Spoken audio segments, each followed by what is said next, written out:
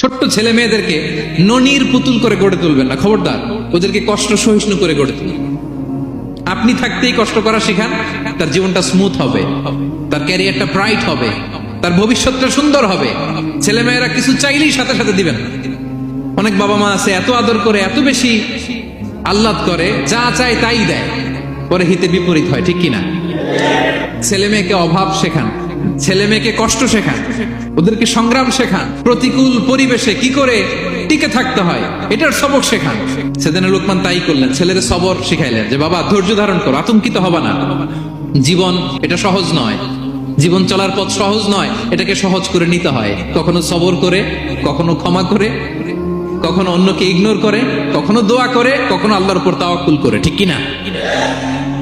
ছেলে মেয়েকে আদর করে বোঝাবেন, বাবা এখন তুমি বাবার হোটেলে খাও, মায়ের হোটেলে ঘুমাও। সারা জীবন এমন চলবে না, দুনিয়াটা বড্ড কঠিন, এখানে কেউ কাউরে জায়গা করে দেয় না, নিজের জায়গা নিজেরই করে নিতে হয়, ঠিক কিনা? ছোটবেলা থেকেই তাকে দৃঢ় মনোবলের করে তুলতে হবে যে বাবা দুনিয়াটা এত সহজ নয়, এটাকে সহজ করে নিতে হয়।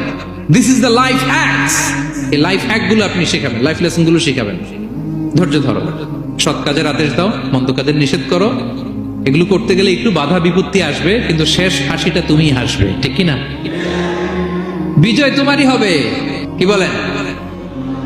সময়ই কথা বলে, সময়ই কথা বলে।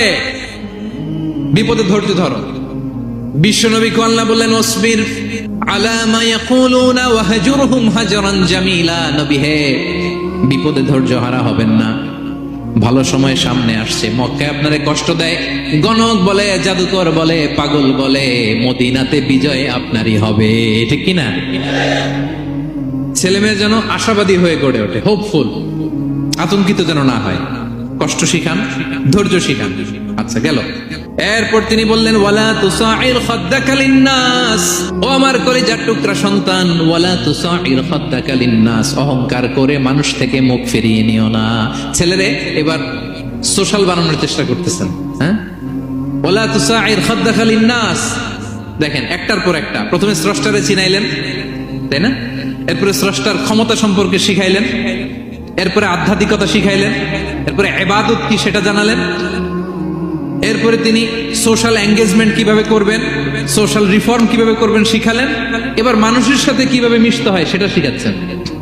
মানে পিপল ওরিয়েন্টেড হও। ওয়ালা তুসাইর খাদ্দাকা লিন্নাস। অহংকার করে মানুষের থেকে মুখ ফিরিয়ে নিও না, মুখ ছিটকাবে না। মানুষকে সম্মান করো, মানুষের সাথে মেশো, বি পিপল ওরিয়েন্টেড। আমাদের অনেক ছেলে মেয়েরা মানুষের সাথে মিশতে পারে না। দোষ কার? বাবা মায়ের, শেখায় না। একটা সময় আমাদের মনে আছে, ছোটবেলায় মেহমান আসলে আমরা এত খুশি হইতাম, কি বলেন? মেহমানের কাছে যাইতাম, সূরা শোনাইতাম, কবিতা শোনাতাম, এটা খেলতাম, ওইটা করতাম, যাওয়ার সময় আমাদেরকে টাকা দিয়ে যেত, হায় রে খুশি। এখন দেখবেন টেনে হিসেবে মেহমানের সামনে আনা যায় না। এরকম আছে না নাই? অনেক ফ্যামিলিতে এরকম আছে যে তারা সারাদিন ডিভাইস নিয়ে, এই ডিভাইস আসক্তি এত মারাত্মক পর্যায়ে পৌঁছেছে যে তারা মানুষের সাথে মিশতে পারে না। এই পাবলিক ওরিয়েন্টেশনটা অনেকের নাই, পিপল ওরিয়েন্টেশন নাই। অনেক ছোট বাচ্চা, মেহমান আসছে, তুমি একটু আসো, সালাম দাও, বসো, আসতে চায় না, বসতে চায় না। কারণ ওরা শিখানো হয় না। সারাদিন দিয়ে রাখছে কি হাতে? মোবাইল। এজন্য ছোটবেলা থেকে আমরা যেন সামাজিক বানাই, বাচ্চাকে যেন শেখাই, বাবা মুরব্বীকে দেখলে সালাম দিতে হবে। কি করতে হবে? ওরা শিখাবেন। অনেক সময় ছোট বাচ্চারা না বুঝে দারোয়ানের সাথে খারাপ আচরণ করে, ঘরের কাজের বুয়ার সাথে খারাপ আচরণ করে, ড্রাইভারকে বকা দেয়, আছে না নাই? ওর ভদ্রতা, ডিসেন্ট ম্যানার আপনি শিখান নাই, তো শিখবে কোত্থেকে? এই জন্য শুরুতেই বললাম যে গরুর পেট থেকে বেরোলে গরু হয়, কিন্তু মানুষের পেট থেকে বেরোলেই ওটা মানুষ হয় না। ওটাকে মানুষ বানাতে হয়, দিনের পর দিন, মাসের পর মাস, টিউনিং করে, পলিশিং করে, গাইড করে করে মানুষের মতো মানুষ বানাতে হয়। তাহলে ছেলেনে বললেন ওয়ালা তুসাইর খাদ্দাকা লিন্নাস। তোমার চেহারাকে মানুষ থেকে ফিরিয়ে নিও না, গণমুখী হও, মানুষের সাথে মেশো। ছেলে মেয়েদেরকে এটা বলবেন। শহরে থাকলে মাঝে মাঝে গ্রামে নিয়ে যাবেন, কাদার মধ্যে ছেড়ে দিবেন, হাট বেটা, হ্যাঁ, কাদায় ছেড়ে দিবেন, পুকুরে ছেড়ে দিবেন, দৌড়াদৌড়ি করতে করতে তারপরে তারা শিখবে, দেখবে। মাছ, জ্যান্ত মাছ দেখে নাই আমাদের অনেক ছেলে মেয়েরা, আছে না নাই? ওরা ভাবে মাছ বোধহয় ওই ইয়ের মধ্যেই পাওয়া যায়, শপিং মলেই পাওয়া যায়, ফ্রিজের মধ্যে থাকে, এরপরে এটা খাইতে হয়। জ্যান্ত মাছ দেখলে দেখবেন ভয় পেয়ে গেছে, কারণ শেকড়ের সাথে এদের কোনো সম্পর্ক নাই। এরা যেন গণমুখী হয়, শেকড়ের সাথে যেন এদের সম্পর্ক থাকে। হ্যাঁ, এটাই দেখেন, এই উপদেশটা কয় হাজার বছর আগের। মনে হচ্ছে যেন আজকের পরিস্থিতি দেখে দেখে লোকমান ইসলাম ছেলেকে অ্যাডভাইস করতেছেন। সুবহানাল্লাহ বলবেন না? ইয়া রাসূল ইয়া রাসূল ইয়া রাসূলুল্লাহ, ইয়া হাবিব ইয়া হাবিব ইয়া হাবিবুল্লাহ। বাধা দিও না তোমরা, বাধা দিও না, বাধা দিও না তোমরা, বাধা দিও না। আমি নবীর রোজায় সালাম দিতে, নবীর রোজায় সালাম দিতে যাব মদিনা, যাব মদিনা। বাধা দিও না তোমরা, বাধা দিও না, বাধা দিও না তোমরা, বাধা দিও না।